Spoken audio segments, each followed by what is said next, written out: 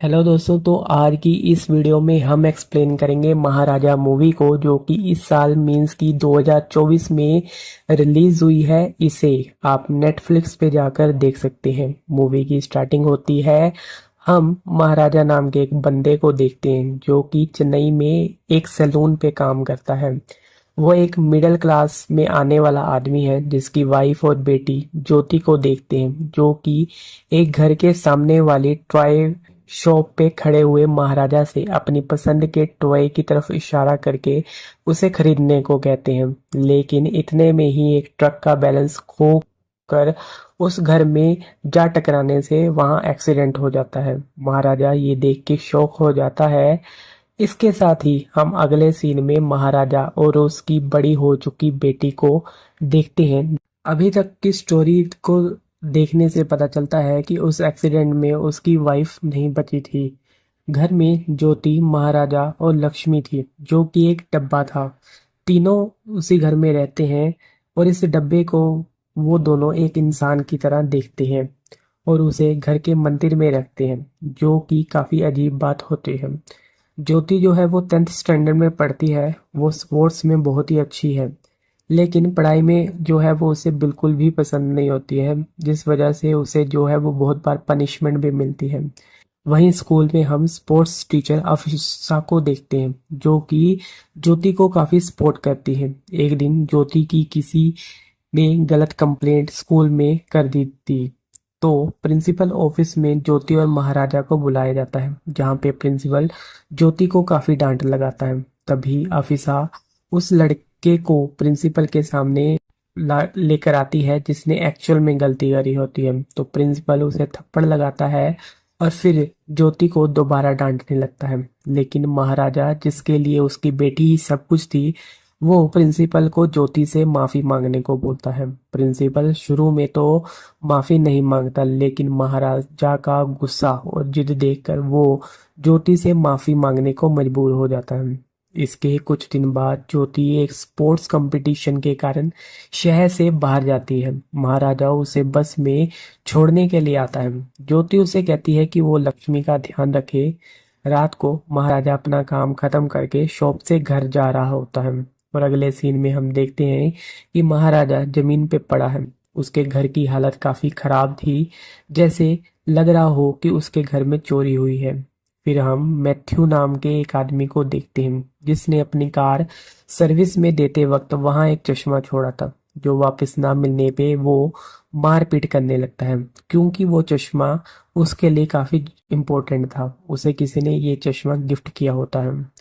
इसके बाद जिसने कार की सर्विस करी होती है वो मैथ्यू के पास आता है। मैथ्यू उसे मारता है और चश्मा वापस करने की धमकी देकर वहां से चला जाता है।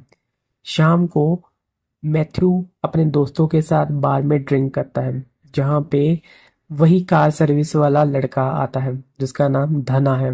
धना उसका चश्मा लेकर आता है और सबके सामने तोड़ देता है। अब इसके बाद वो मैथ्यू और उसके दोस्तों को भी बुरी तरह से पीट देता है।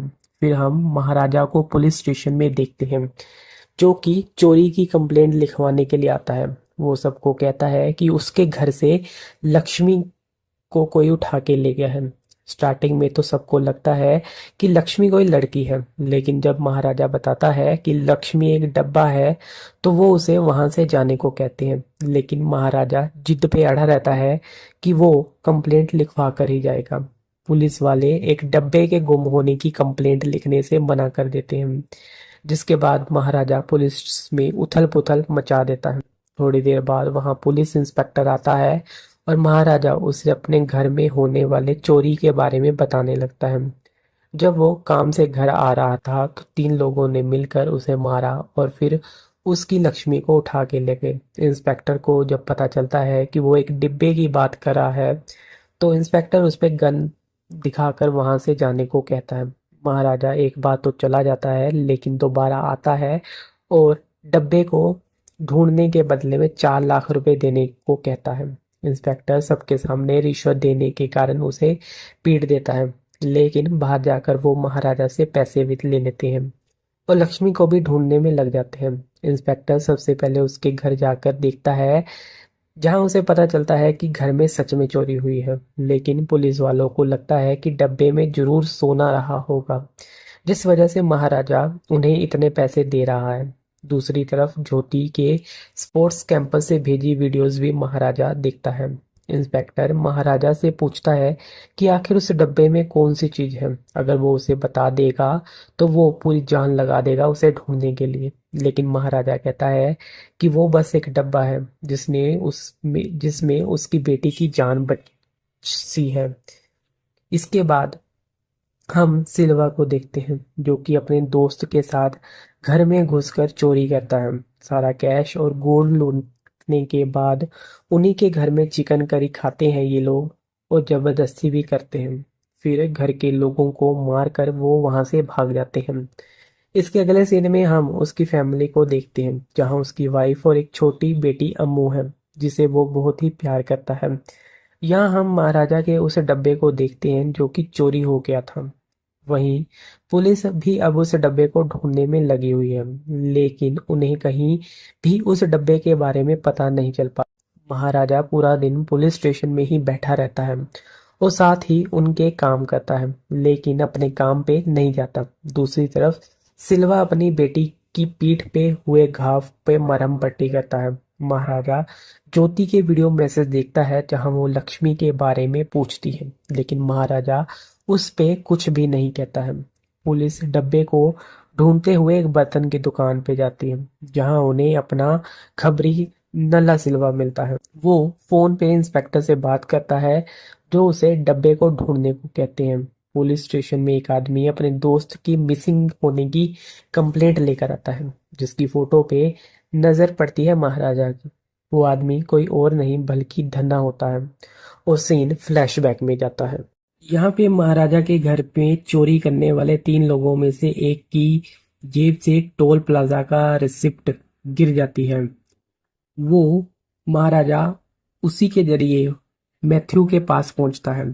सेम टाइम पे वहां पे धन्ना आकर मैथ्यू का चश्मा तोड़ के उसे मारता है। महाराजा उस वक्त वही होता है जो बाद में धन्ना का पीछा करता है, लेकिन धन्ना को भी इसके बारे में पता चल जाता है, तो वो अपने बंदों के साथ महाराजा को मारने लगता है। धन्ना यहाँ बताता है कि हाँ, वो उस दिन उसी के घर पे थे और अच्छा होता अगर वो उसी दिन उसको मार देते। महाराजा को यहाँ पे गुस्सा आता है, तो वो बारी बारी से धन्ना के बंदों को मारने लगता है। अब इसके बाद धन्ना कहता है कि वो 3 लोग हैं और उस दिन उसके घर पे वो तीनों गए थे, जिसमें से एक पुलिस में है। महाराजा धन्ना को जान से मार देता है। पुलिस वाले अब महाराजा के डब्बे को ढूंढने की जगह एक नया डब्बा बनवा रहे होते हैं, जिसमें नंदा सिवा की हेल्प लेते हैं। नकली डब्बा जिसे वो 2000 रुपये में बनवा लेते हैं, और सिल्वा की बेटी का जन्मदिन आता है, तो सिल्वा ज्वेलर के पास सोने की चैन बनवाने के लिए जाता है। अम्मू को जो चैन पसंद आती है वो उसे 2 दिन बाद मिलनी थी, तो जिस दिन उसकी बेटी का बर्थडे होता है उसकी वाइफ उसे चैन उठाकर लाने को कहती है और साथ ही अपनी दाढ़ी को ट्रिम करवाने को कहती है। सिल्वा चेन लेने के बाद अपनी दाढ़ी को बनवाने जाता है। वो जिस सैलून में जाता है वहां पे काम करता है महाराजा। महाराजा को उसकी बातों से पता चलता है कि उसकी बेटी का जन्मदिन है। महाराजा के ट्रिमर की बैटरी खत्म होने पे वो सेल लेने जाता है, तो सिल्वा के पास उसके साथी का फोन आता है, जो कि सिल्वा को बताता है कि पुलिस वालों को उनके बारे में खबर हो गई है और ये न्यूज़ पेपर में भी आ गई है। सिल्वा फोन पे बात कर ही रहा होता है कि तभी पलट के देखता है कि महाराजा उसके पीछे खड़ा होता है। उसे लगता है कि महाराजा ने सब सुन लिया है, तो वो घर आकर परेशान सा होने लगता है और अपने साथी सबरी को आने पे वो उसे सारी बात बताता है और कहता है कि उसे उस सैलून वाले को खत्म करना पड़ेगा। वो तभी चेक करता है कि सोने की चैन उसकी जेब में नहीं थी, और वो सोने की चैन मिलती है महाराजा के सैलून से। महाराजा उसे वापस करने के लिए सिल्वा के पास जाता है, तभी वहां पुलिस भी आ जाती है। सिल्वा को लगता है कि पुलिस को महाराजा ही लेकर आया है। पुलिस सिल्वा और उसके साथी को मारती है। सिल्वा का साथी बंदूक निकालता है तो पुलिस उसे शूट कर देती है और सिल्वा को अरेस्ट कर लेती है। सिल्वा को लगता है कि ये सब महाराजा की वजह से हुआ है, दूसरी तरफ पुलिस ने सेम महाराजा के डिब्बे की तरह दिखने वाले डिब्बे को तैयार करवा लिया था। लेकिन अब इसके बाद पुलिस वालों को कोई भी ऐसा चोर नहीं मिलता जो कि डब्बे को जो चोरी करने का इल्ज़ाम है वो एक्सेप्ट कर सके। अब इसके बाद नला सिवा जो है वो हाँ कर देता है और इंस्पेक्टर नला सिवा के सामने पुलिस स्टेशन फ़ोन करके महाराजा को उस दिन की सारी बात बताने को बोलता है ताकि नला सिवा ठीक वैसे ही बता सके।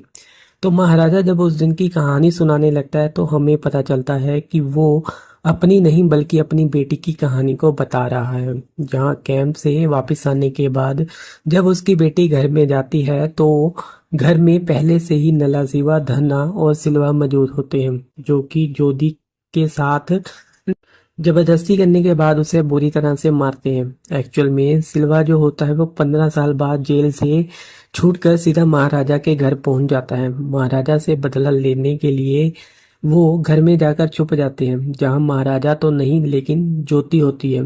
क्योंकि महाराजा ज्योति के लिए शूज लेने के चक्कर में लेट हो जाता है तो वो ज्योति से ही जबरदस्ती करके उसे मार पिटाई करके अपना बदला लेते हैं।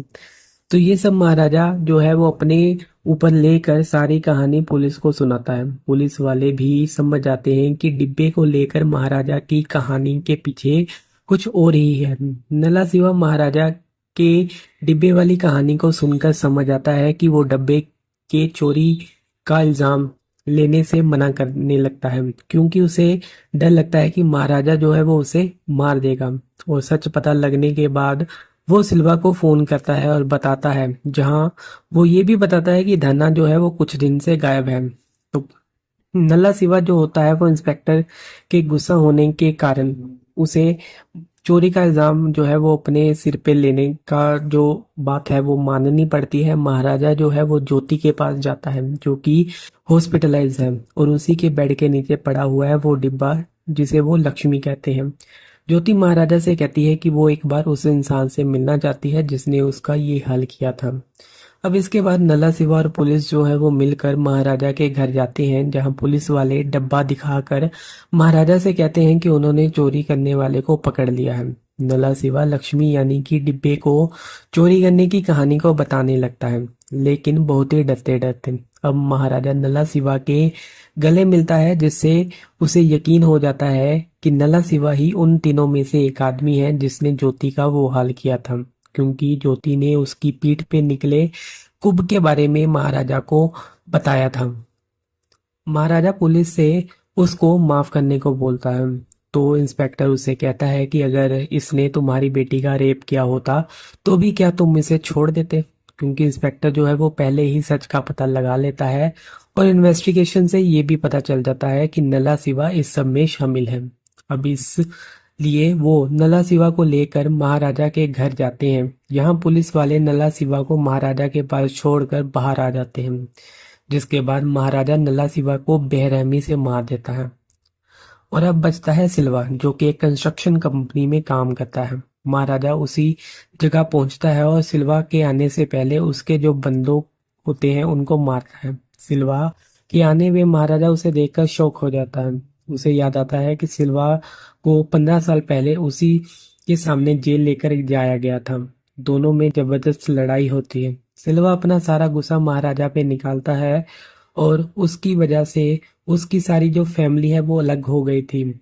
लेकिन महाराजा उसे कुछ भी नहीं बोलता लेकिन उसके पैर वो तोड़ देता है और उसे अधमरा कर देता है। सिल्वा महाराजा से कहता है कि मेरे जख्म तो भर जाएंगे लेकिन जो जख्म उसने उसकी बेटी को दिए हैं वो कैसे भरेंगे। कुछ टाइम बाद वहां ज्योति आती है जो कि सिल्वा से अकेले बात करना चाहती है। तो महाराजा उसको जो स्पोर्ट टीचर होती है उसके साथ बाहर रुकता है और ज्योति उससे कहती है कि कोई इतना गलत कैसे हो सकता है, कोई इतना नीच कैसे हो सकता है। वो जो चोरी करने उसके घर आया था वो उसे यहीं देख के जा रही है।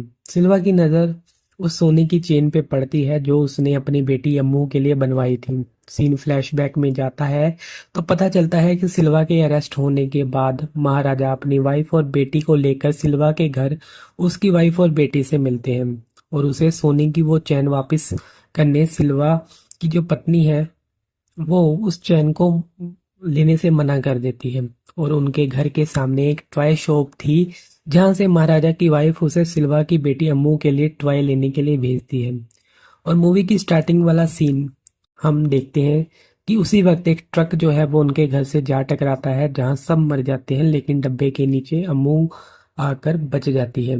मीन्स की ज्योति जो महाराजा की नहीं बल्कि सिल्वा की बेटी होती है जिसे महाराजा ने अपनी बेटी ज्योति बनाकर पाला था। सिल्वा उसकी पीठ पे बने निशान से समझ आता है कि वो उसकी बेटी अम्मू है। मीन्स की सिल्वा ने खुद की बेटी को ही मारा था। धन्ना और नलवा सिवा से उसके सामने ही जबरदस्ती करी थी। यही सोचकर सिल्वा अब अम्मू अम्मू चिल्लाने लगता है लेकिन ज्योति जो है वो महाराजा के साथ वहां से चली जाती है। और सिल्वा मूवी के लास्ट में दुख और अफसोस के कारण बिल्डिंग से कूदकर अपनी जान ले लेता है। और इसी के साथ मूवी यहीं पे खत्म हो जाती है।